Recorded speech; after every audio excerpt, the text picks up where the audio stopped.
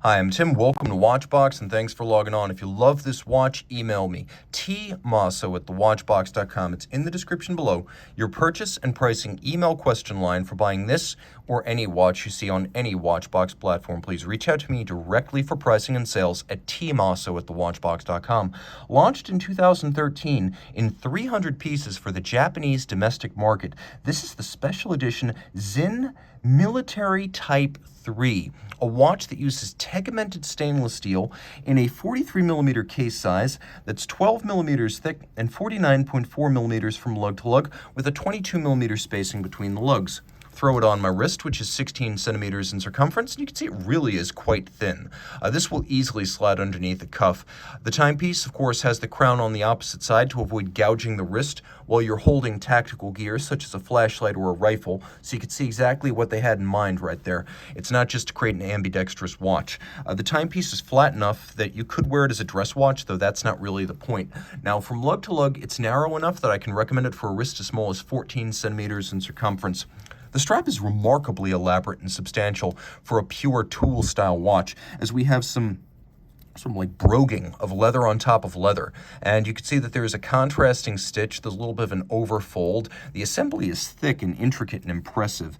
You can also see that it is a partly water-resistant leather strap, not for deep submergence, but it is designed to be splashed and rained upon without suffering worse for wear. Now, the buckle is media blasted steel, just like the case, but take a look at that case. That is no mean steel. This is Sinn tegmented steel.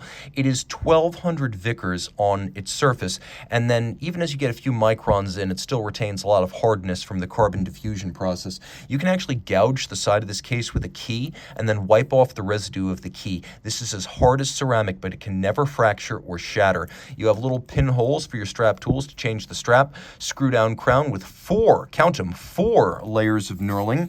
On the reverse side, you can see 300 pieces, limited edition, 200 meters water resistant. It is tegmented stainless steel. It is 80,000 ampere per meter anti-magnetic, so middle Gauss.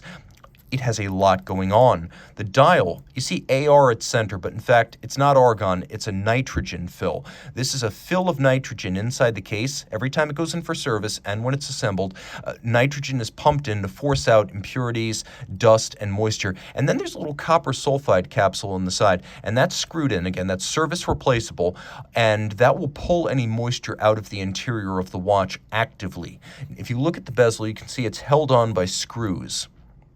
This is a captive bezel. You must remove the screws to remove the bezel. It can't be snapped off by accident the way a Rolex, a Tag, or an Omega bezel can be. Now, it is a mission timer bezel, much like you'll find on the EZM1 or 1.1, which means it's bidirectional rotating. Whichever is quicker, you quickly rotate it to align with the minute hand. Now, the watch features an anodized aluminum insert for its bezel, as mine does, but I've been wearing this for 4 years. I don't have any marks on that anodized insert. It is quite durable. Taking a look at the dial, which is inspired by the EZM1, you can see it's very much a mission timer, super luminescent, and this really glows for hours after dark. From dusk till dawn, you will not have need of a lamp.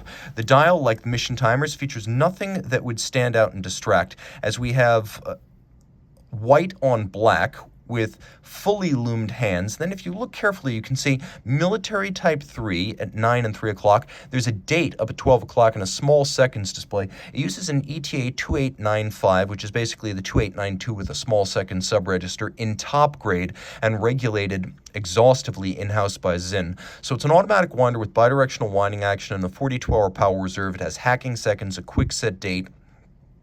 It is quite thin and fine and an accurate timekeeper, and it beats away at 28,800 vibrations per hour. This is as good as tool watches get.